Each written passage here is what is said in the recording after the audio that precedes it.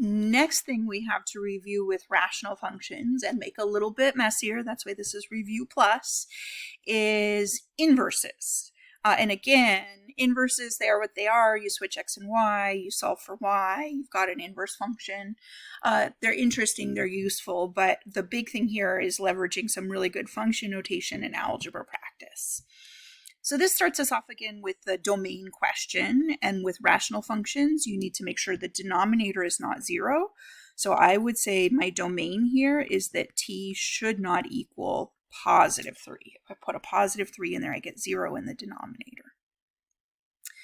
The next task here is to find M inverse and state its domain. Okay, so I'm just going to replace this mentally at least, and physically too, I guess I just did, with the y to save me from having to write that m of t over and over again, and also because by the time we're done, we're not going to call it m of t, we're going to call it m inverse.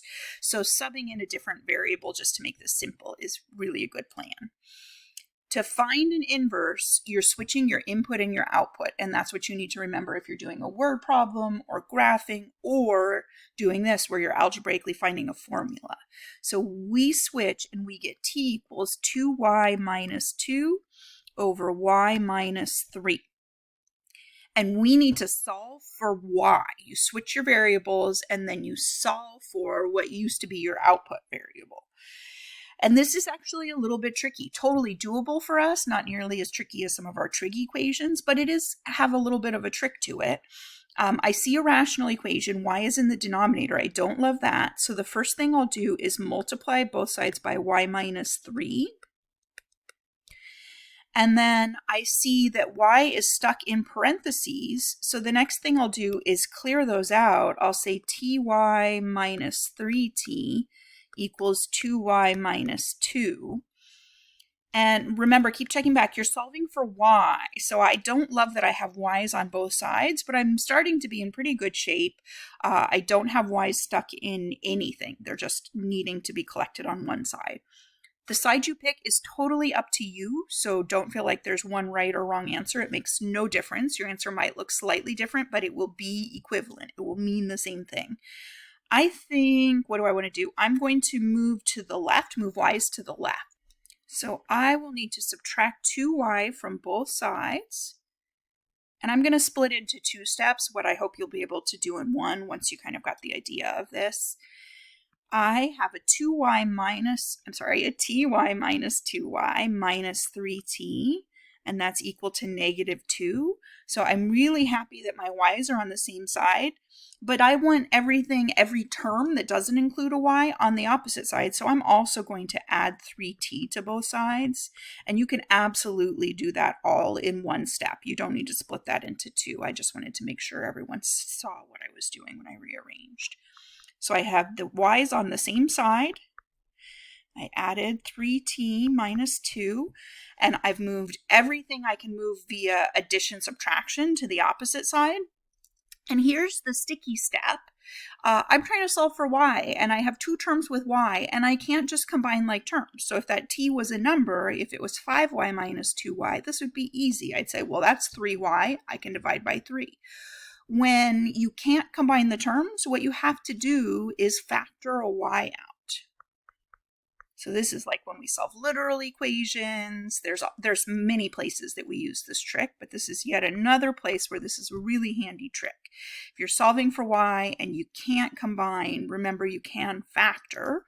And now this is attached by multiplication, so we solve by dividing. And then I will go ahead and say I finished my solving, so it's now safe to call that M inverse. And we were asked to state the domain as well, so notice the domain is t does not equal 2. Interestingly, you can graph to spot this. These rational functions also have a horizontal asymptote that ends up giving them like a single restriction to their range.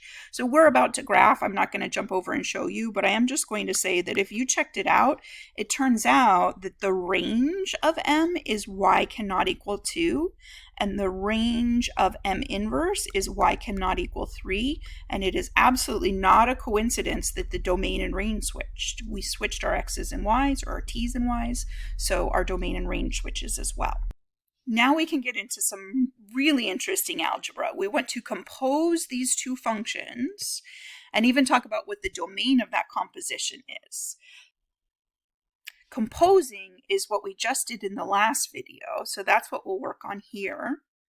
I'm going to plug M inverse into M. So M inverse we just found, it was the 3t minus 2 over t minus 2. And then here, I'm going to jot this down off to the side so you can see it. The original function M,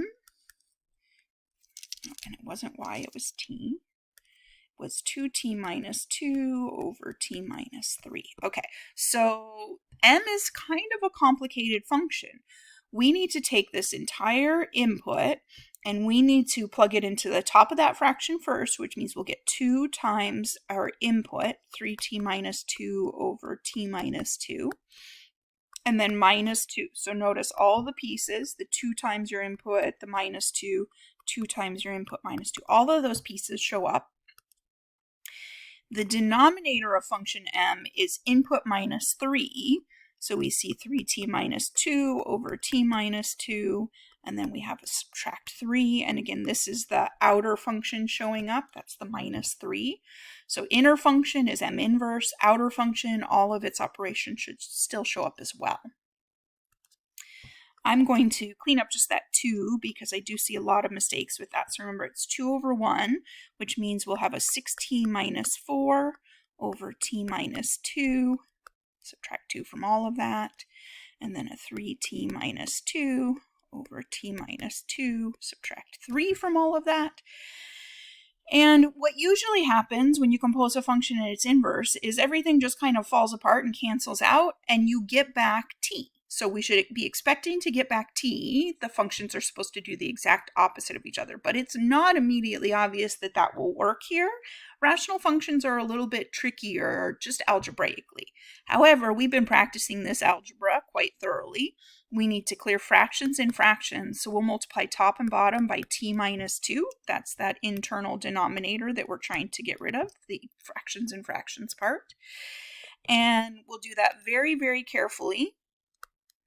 Yes, we will multiply t minus 2 times this first fraction, and the t minus 2 will cancel because we're also dividing by it, and we'll be left with a 6t minus 4. But we will also remember that there was a minus 2 that has to get multiplied by a t minus 2. That's really easy to miss, and that will give you pretty far off answers. Okay, in the denominator, we're going to use the same thinking. We have to distribute, so we need to make sure we multiply both the fraction and the 3. The fraction works out really nicely. We're dividing by t minus 2 and then multiplying by t minus 2, so that cancels, and I just have a 3t minus 2 left from the top of that fraction. And then I have a minus 3. Don't forget to multiply it by t minus 2. Huge, huge warning here. Huge warning. You cannot cancel those. Don't cancel. I know it's really tempting. There's even a multiplication in there, and I told you as long as it's multiplication you can cancel, but the multiplication is not the main operation. The main operation is all this addition, subtraction, I guess, going on. So this is a difference, and you can't cancel out of a difference. So don't cancel from terms, not okay. What we want to do is just finish cleaning it up. So we'll say 16 minus 4 minus 2t plus 4, distributing through the top, and then a 3t minus 2 minus 3t plus 6 in the bottom, distributing through the bottom as well. And this actually looks like it's going to simplify quite a bit. On the top, the 4's go away completely. Negative 4 plus 4 is 0. On the bottom, the 3t's actually go away completely. 3t minus 3t is 0. So I'm left with 6t minus 2t, which is 4t, divided by negative 6 plus 2, which is 4. And almost unexpectedly, after you get into your algebra mess, everything did cancel out and we got our t. So they are, in fact, inverses. If you don't get back to t, something is wrong. Inverses should always get you back where you started.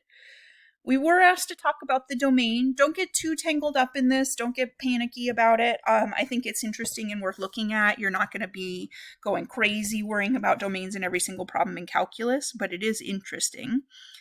We got plain old, this is like getting y equals x as our final answer. So it's a really simple function. M of m inverse of t is just t. But it does still have a domain restriction because this doesn't work if you don't survive the first step. And the first step is we have to plug into the inner function. And we can't plug into the inner function if we are a 2. So there is a restriction, even though plain old y equals x is all real numbers, we still get a restriction from that inner function. We cannot have a t equals 2. Okay, last part of this, go ahead and do it on your own if you're feeling comfortable. Again, this should at least be partly feeling like review. Otherwise, go ahead and stick with me for it. Let's different color it.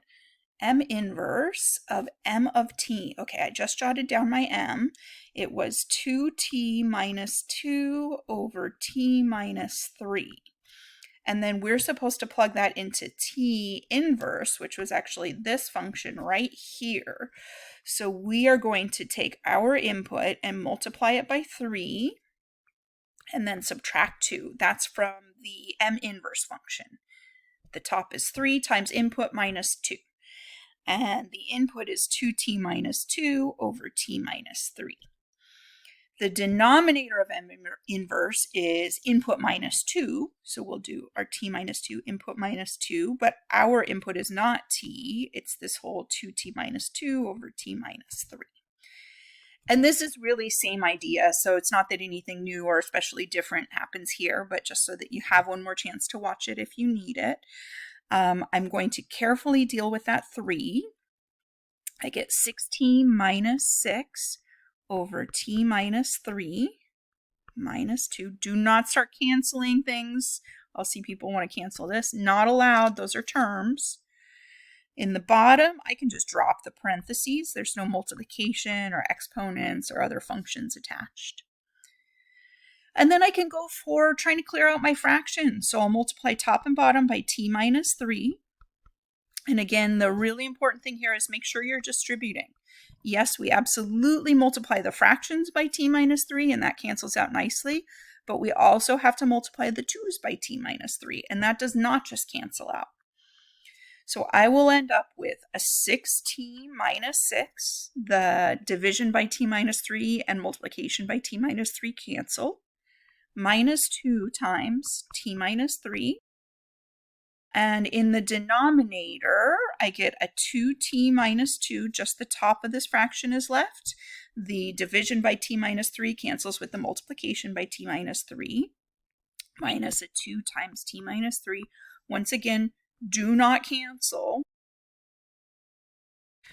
I know it's super, super tempting, but you can't do it. This is a subtraction problem. You can't cancel out of subtraction. So 6t minus 6 minus 2t plus 6 divided by 2t minus 2 minus 2t plus 6. I don't cancel here either. Again, it's really tempting, I know. I can get rid of a 2t minus 2t in the bottom, and I can get rid of a negative 6 plus 6 in the top. That's legal.